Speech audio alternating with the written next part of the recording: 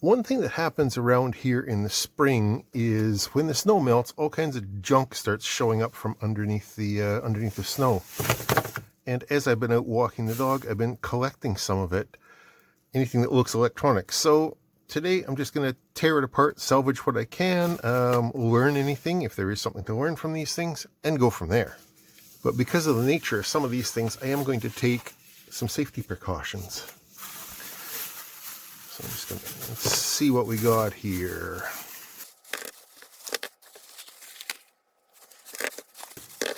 Yes, most of it is these personal pollution devices. However, there is this earbud, which, as you can see, has been run over. But I'm led to understand that there is a small lithium-ion battery inside there. This is the guts of another one of these kind of things that was already driven over. I don't know if that cell's going to be salvageable or not. There's this, which looks like a little flashlight, and that, which is the charging case for a different brand of one of these things.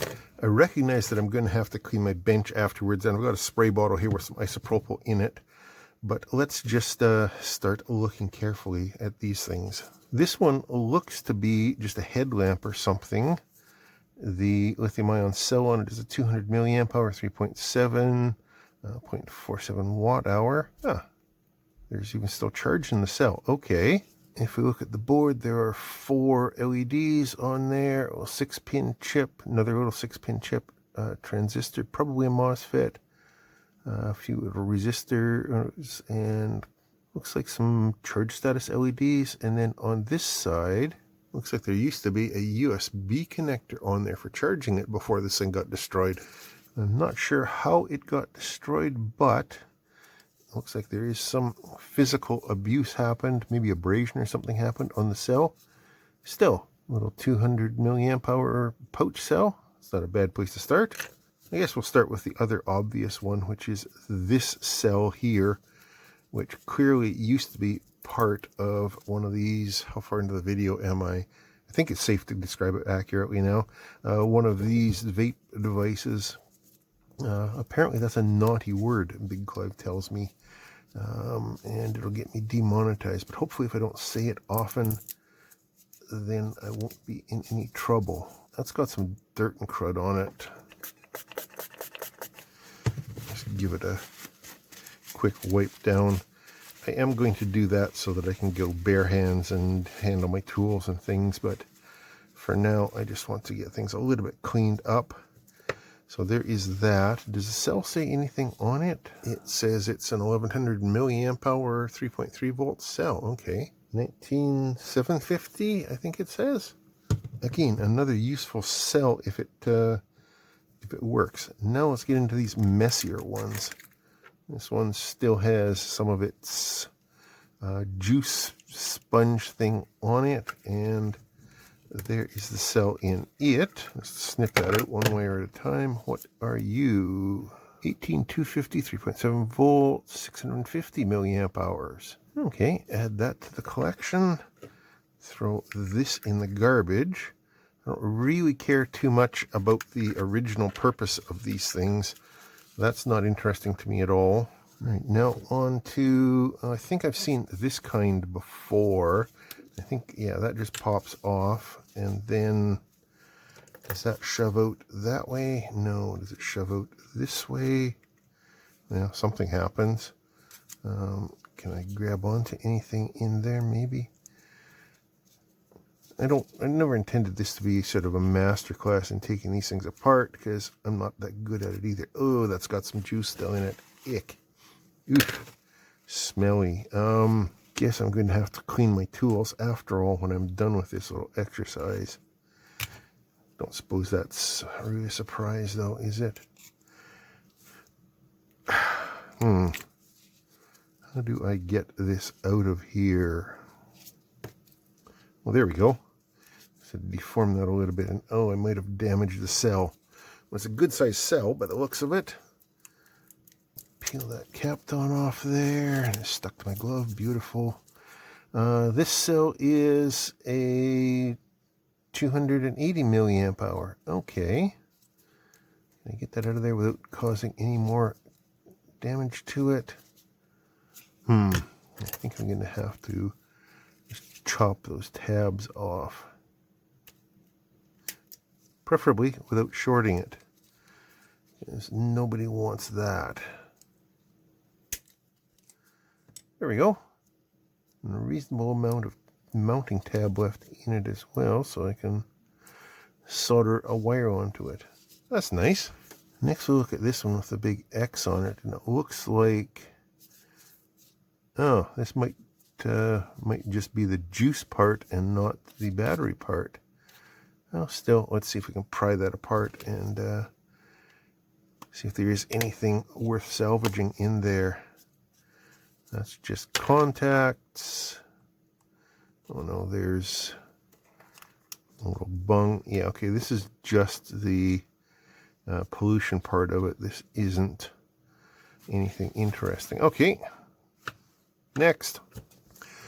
See what this one, this Viper Buffalo one is. Oh, it's got a little connector or compartment or something on the bottom here. Does that open? It appears to just expose some air holes. Okay, but that looks like a USB-C for recharging. So let's see if we can grab that board out of it. If this one's rechargeable, why did they throw it away? Unless they're just really careless and lost it, which is, I suppose, always possible. Wedge a wee screwdriver in here.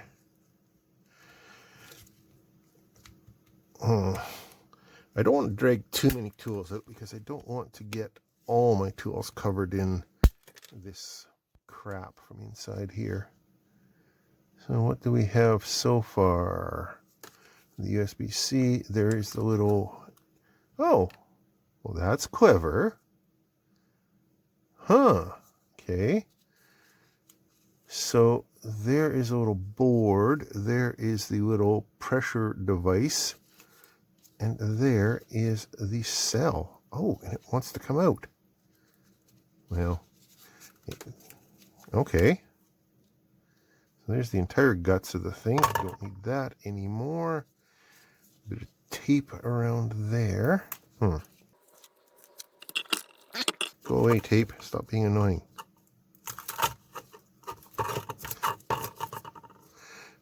That comes off. Oh, and everything comes through there. Except for I don't want it to. I just want to cut the wire off the cell. Well, there we have this. Now then, get rid of all the things we don't want. It's woken up. It says it is 92% charge and 0% of the juicy stuff, which makes sense because I got rid of that piece already. Whatever senses that. So here we go. And why does that keep waking up? Oh, it seems to be every time I splash those wires together. Okay, let's not do that. Anyway, the cell is an 18250. I think we've already got one of those. 3.7 volts, 2.2 watt hours, 600 milliamp hour. We're doing pretty well so far in our little collection. And carry on with this little ear pod unit. This one says it's the right ear.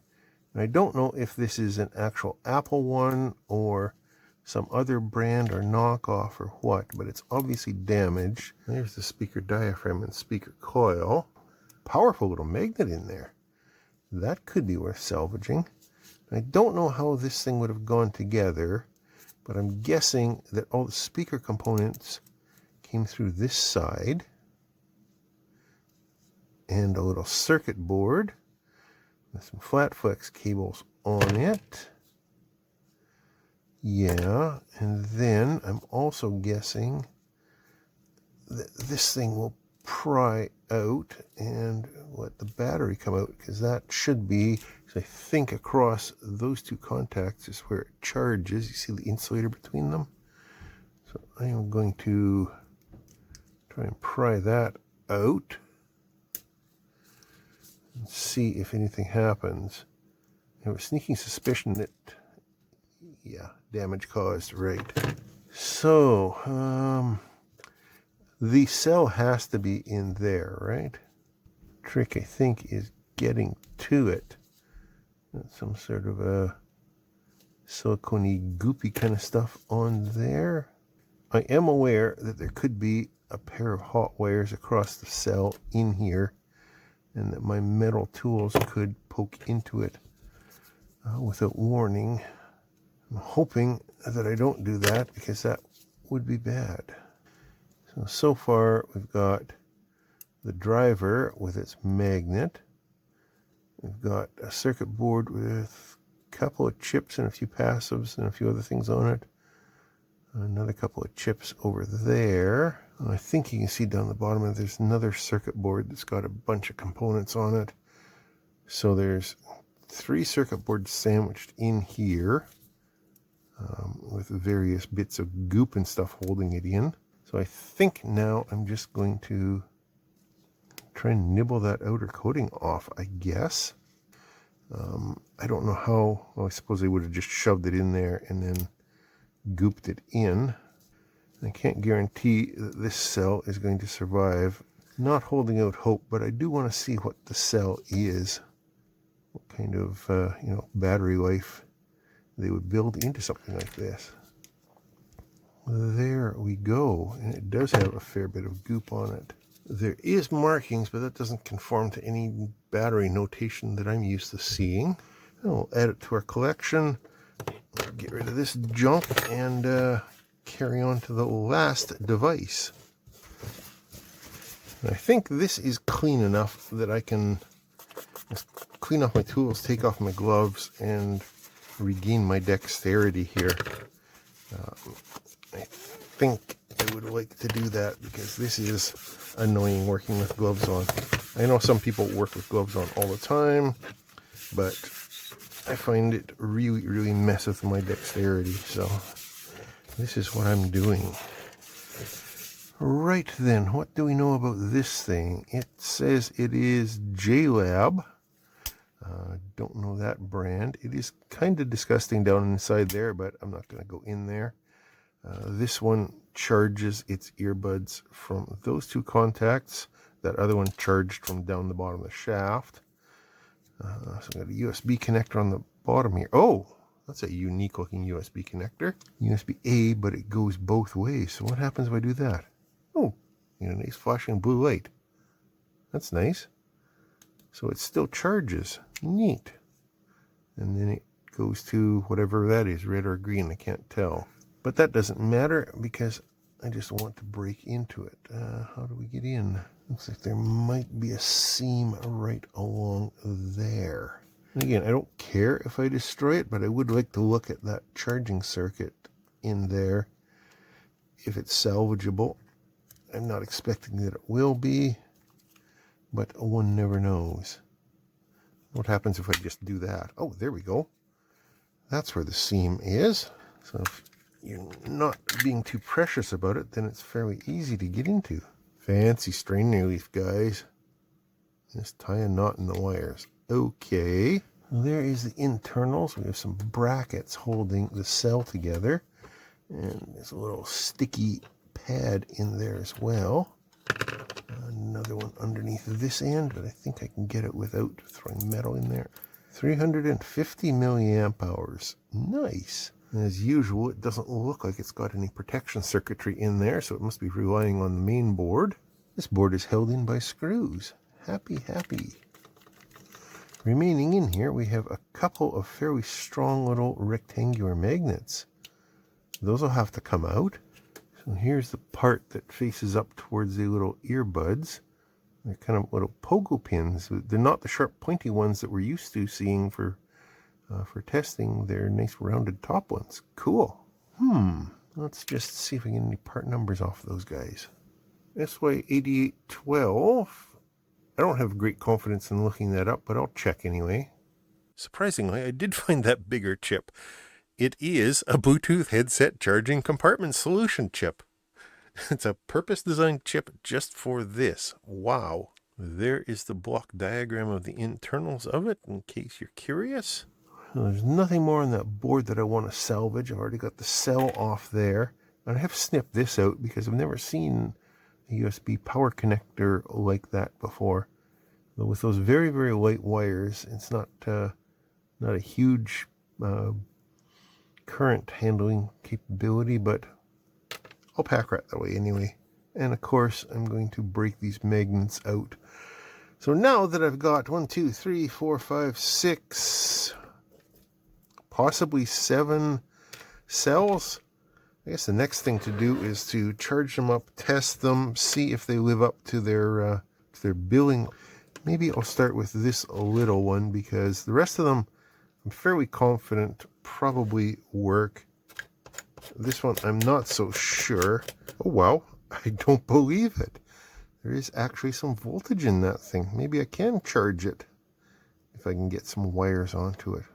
Cool. Let's check the other ones. This one we know has some power in it because it lit up those LEDs. 3.4, yeah. 3.6, cool. 3.1 on this guy. So it's still capable, but it's not very well charged. That one looks like a dud, and that's the one that was busted out of its case and was just hanging on to the whatchamacallit, the little control module by a thread. It was sitting in the mud and stuff. Well, most of them were, but that one was exposed. See, that one is toast. Right. So far, only one bad one. That one's almost fully full. Cool. And this last one, again, 3.88. That's almost full as well. Cool. Those two seem to be the best ones out of the bunch right now. But I am going to charge them all up and then discharge them all and see what kind of capacity they have, because they should have only been, well, most of them should have only been charged and discharged once through their life because there was no real way of recharging them. That guy and a couple of the others, that one I guess, and one of these two also had a charging circuit on them, but because of their use case, they probably weren't charged or recharged all that often. So my charging test method is going to be to connect them to my little power supply here. I've got it set to 4.2 volts, and I got it set to current limit at 250 milliamps, which should be 1C or less for most of these. Yeah, so that shouldn't blow them up. We'll just fire them up and see what happens. This particular one, for instance, is taking 126 milliamps, 127, 128 milliamps, and it's current limiting. So that should follow approximately the recommended charging for these things. So a bit of time has passed, and it's occurred to me that this is going to take approximately forever.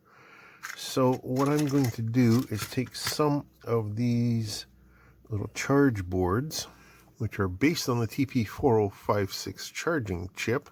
So I'm going to modify them. You see R3 there at 1.2K.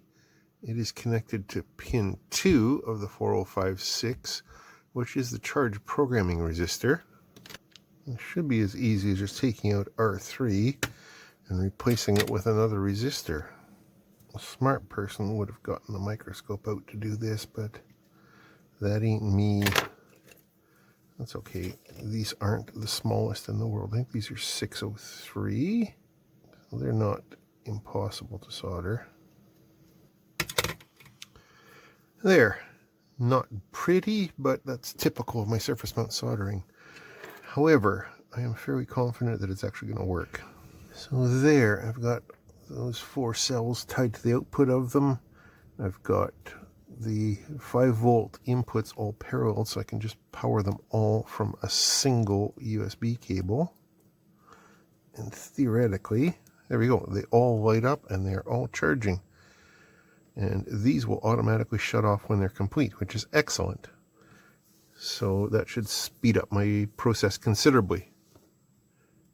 I'll be back when it's time to do the discharge test. The following day.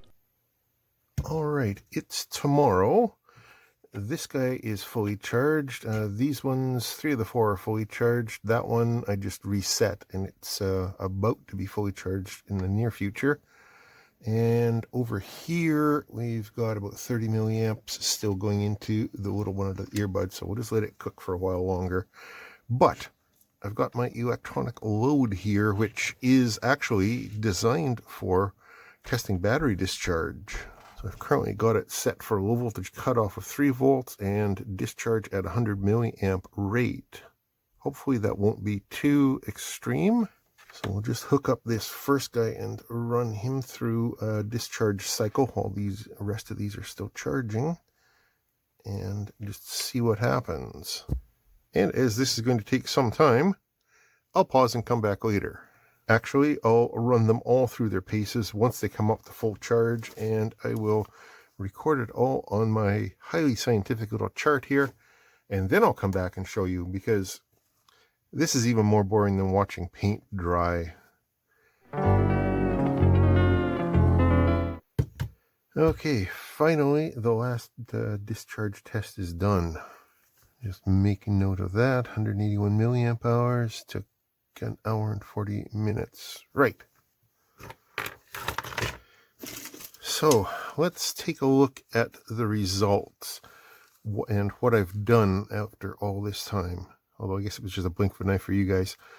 So I fully charged all the batteries. I did end up using these to charge them, to charge all of them, just so that they were all charged to exactly the same state. Initially, I used a different method, as you saw earlier, to charge this first one. This one here, the one that was part of this little headlamp. And it didn't seem to charge properly, so I redid it, and that's the one that you just saw. That one claims to be 200 milliamp hours. It, according to my test, holds 181 milliamp hours, so not bad. Going through the others, this one here claims to be 280 milliamp hours. It actually did 275, so that's pretty good. The 501745, which I think is, yes, that one, claims to be 350, and it did 311, so pretty close. The 18250 number 1, which is this one over here, out of one of those devices, claims to be 630 milliamp hours. It showed me 624, so pretty close to bang on. And this other 18250 claims 600 milliamp hours, and it tested out to exactly 600 milliamp hours, which was really surprising. And then there's the battery that came out of the actual earbud. It didn't make any claims on it, but it measured at 14 milliamp hours, and it took 8 whole minutes at 100 milliamps to discharge. So presumably, to get, what kind of a lifespan do you, runtime do you get out of those earbuds? Like 8-12 hours, something like that. So, which is pretty impressive for an audio amplifier and a Bluetooth radio, really. All in all, I'm actually impressed with my haul. There was only one of them that was completely dead, and that one, like I said, I found in a literal puddle, so it had probably discharged itself down beyond reasonable rescue anyway. But the rest of these all turned out quite well. Pretty good haul for a bunch of free crap that I found on the side of the road. So, I have a question for you guys now. Anybody who salvages cells out of anything, even out of laptop battery packs or whatever, how do you store them so that they don't short against each other, so that if something does go wrong, they don't burn the house down? What's your methods? Teach me your ways down in the comments below, if you don't mind. Well, I guess that's it for now. Thanks for watching. As always, I do appreciate it, and I will talk to you later.